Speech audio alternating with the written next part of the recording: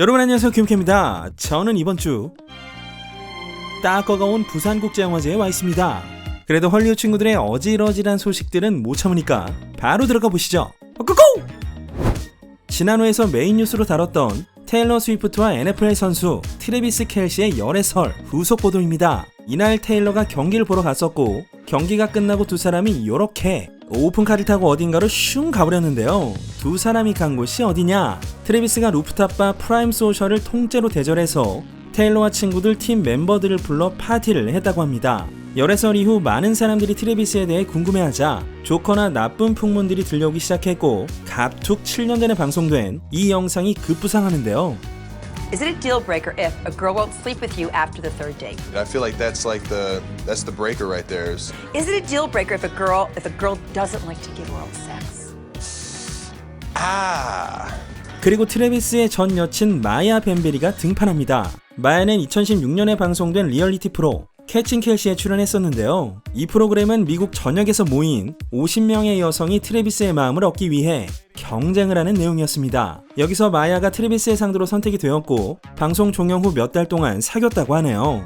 얼마 전 마야는 트래비스가 사귀던 도중 케일라 니콜이라는 여성과 바람을 피웠다고 증언했으며 테일러는 예쁜 마음씨를 가진 행복해 보이는 소녀 같아서 행운을 기원하고 진심인 사람과 자기를 이용하는 사람을 분별할 수 있을 거라고 본다. 시간이 지나면 알겠지만 한번 바람 피운 놈은 평생 피운다 라고 말한 바 있습니다. 알아보니까요, 마야와 사귀었을 때뿐만 아니라 스포츠 저널리스트인 케일라 니콜과 사귀던 중에도 바람을 피웠다는 의혹이 2020년에 있었고 2022년 5월에 헤어졌습니다. 사람은 변한다?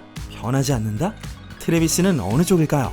그리고 테일러는 얼마 전 절친 블레이크 라이블리와 남편 라이언 레이놀즈의 절친인 이혼한 휴 잭맨과 트래비스의 경기를 함께 직관했습니다. 좀 멀긴 하지만 실물 느낌은 이렇습니다. 화제의 커플이죠. 켄달 제너와 배드 버니가 구찌의 최신 광고에 등장했습니다. 잘 사귀고 있네요. 두 사람이 공항에서 발리제리아 트래블 컬렉션을 들고 걷고 있는 모습인데요. 이 광고를 본 팬들은 아이디어가 괜찮네 라는 반응이었습니다. 두 사람은 굳이 사귀는 걸 비밀로 하진 않겠다고 했지만 디테일한 건 밝히지 않겠다는 입장이라죠. 좋겠다. 구찌 가방 많아서. 벤 애플렉과 제니퍼 로페즈 부부의 최신 근황입니다. 얼마 전 두 사람은 차 안에 앉아 뭔가 긴장감이 역력한 모습으로 대화를 나누고 있었는데요. 그래서인지 트러블이 있나 보다 라는 보도가 있었습니다. 우리가 양념이냐 후라이드냐 반반이냐 탕수육이 부먹이냐 찍먹이냐를 두고 토론할 때도 표정이 저렇기 때문에 암튼 두 사람은 차를 세운 뒤에도 대화를 계속 이어갔습니다. 이 보도 전에 벤이 전처인 제니퍼 가너와 사이좋게 있는 모습이 공개되었고 제니퍼가 이 사진을 보고 극 대노했다는 보도도 있었으나 관계자가 등판해 세 사람 사이엔 문제가 없다고 밝혔죠. 게다가 제니퍼 로페즈는 벤과 제니퍼 가너의 공동 친권을 전면적으로 지지하고 있다고 합니다.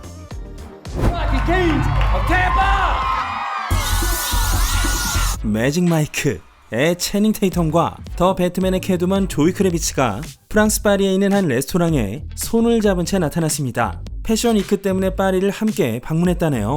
두 사람이 사귄다는 사실은 2021년 1월부터 기사화됩니다. 채닝이 조이의 감독 데뷔작 응응섬의 주연을 맡으면서 친해졌다죠. 2년이 훨씬 넘었는데 잘 지내고 있네요.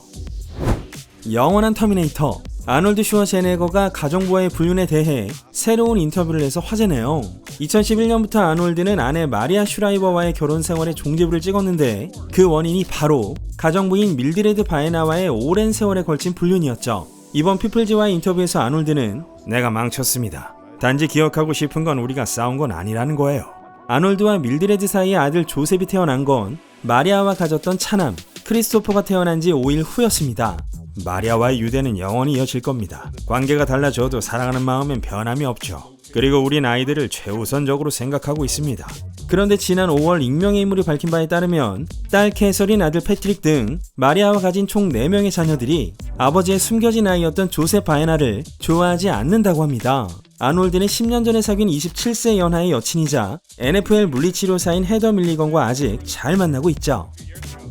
한때 플레이보이 모델이자 드라마 베이워치 시리즈로 스타덤에 올랐던 배우 파멜라 앤더슨이 파리 패션 위크에 무려 쌩얼로 등장해서 화제였죠. 이 모습을 주목한 이가 있었으니 바로 제95회 아카데미상 시상식에서 여우 조연상을 받은 제이미 리 커티스였는데요. 올해 64세의 제이미는 인스타그램에 파멜라의 사진을 올리며 용기 있는 행위다, 내추럴 뷰티 혁명이 시작됐다 라며 칭찬을 아끼지 않았습니다. 지난 엘르 8월호의 인터뷰에서 파멜라가 밝힌 내용인데요. 자기를 전담했던 메이크업 아티스트 알렉시스 보겔이 유방암으로 세상을 떠난 이후 자신의 특징적인 외모를 과감히 버리기로 결심했고 그 편이 훨씬 자연스럽고 좋다는 걸 알게 되었으며 요즘은 거울을 보고 웃음을 짓게 되는 일이 부쩍 많아졌다고 합니다.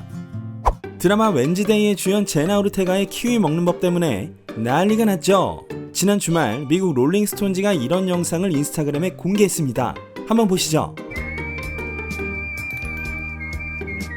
그리고 이렇게 묻습니다.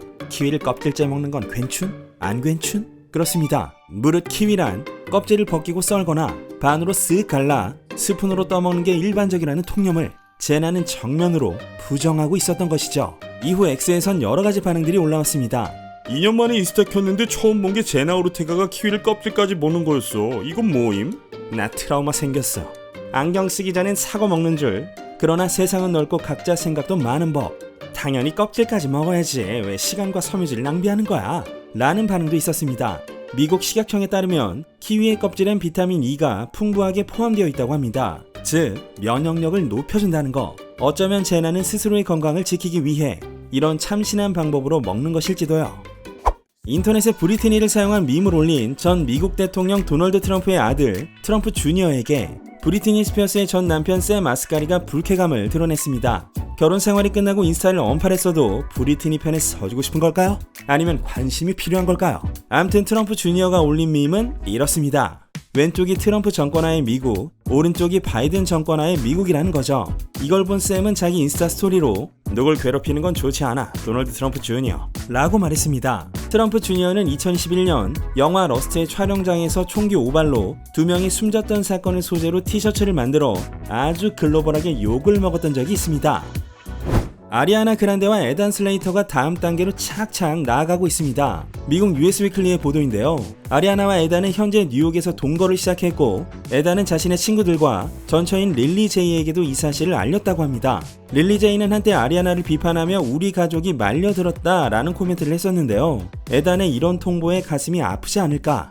아리아나와 에단은 얼마 전 디즈니랜드에서 데이트를 했었는데 관계자에 따르면 이날 데이트엔 아리아나의 가족들과 친구들도 함께 동행했다고 합니다. 가수이자 댄서이자 배우이자 틱토커인 제이슨 더룰로가 다수의 여성으로부터 성희롱으로 고소를 당했습니다. 피플지에 따르면 가수 지망생인 여성 에머자 깁스는 제이슨이 앨범을 내주기로 해서 계약을 했으나 그의 성적인 유혹을 거부했기 때문에 파토가 났다 라고 밝혔는데요. 지난 목요일 LA 고등법원에 소장이 제출되었고 제이슨은 에머자가 성공할 수 있는 기회를 악의적으로 거부했다 라고 주장했으며 에머자 측 변호사인 로이 잠브라노는 제이슨의 행동은 비열했다, 신체적인 가해를 하겠다는 협박, 부당한 성적 유혹은 모두 불법이다 라고 맞받아쳤습니다. 에머자가 낸 소장엔 이렇게 쓰여 있었습니다. 2021년 8월 제이슨과 처음 만난 후 6개월간 믹스테이프, 앨범, 싱글을 내기로 하면서 제이슨, 애틀랜틱 레코드, 퓨처 히스토리로부터의 제안을 받아들였다. 처음엔 제이슨을 멘토라고 생각했지만 성공하기 위해선 야스의식을 위해 코카인을 들이켜야 한다는 말을 듣고 깜짝 놀랐다. 자, 법정으로 가십시오. 더 배트맨 속편에서 조커 역을 맡게 된 베리 키어건이 전편의 리들러 역에도 지원했었다는데요. 오디션 영상을 찍기 위해 얼마를 썼을까요? 바로 단돈 $10 되겠습니다. 얼마 전 브리티시 GQ를 통해 베리가 이 오디션 영상에 대해 밝히길 제작비는 단돈 $10밖에 안 들었고 스탠리 큐브릭 감독 스타일로 해보고 싶었다죠. 시계테어 오렌지가 생각납니다. 결국 폴 다노가 리들러 역을 차지했지만 이 영상을 본 맨 립스 감독은 베리를 2편의 조커로 발탁합니다. 네, 오늘은 여기까지. 구독과 좋아요, 알람 설정을 잊지 마시고 여러분의 의견도 댓글로 남겨주세요. 김효태의 메인 컨텐츠인 시네마 컴플렉스, 팟캐스트 필름보이즈, 주간 김효태의 자매품, 특집 김효태도 많은 사랑 부탁드리겠습니다. 지금까지 주간 김효태 K였습니다.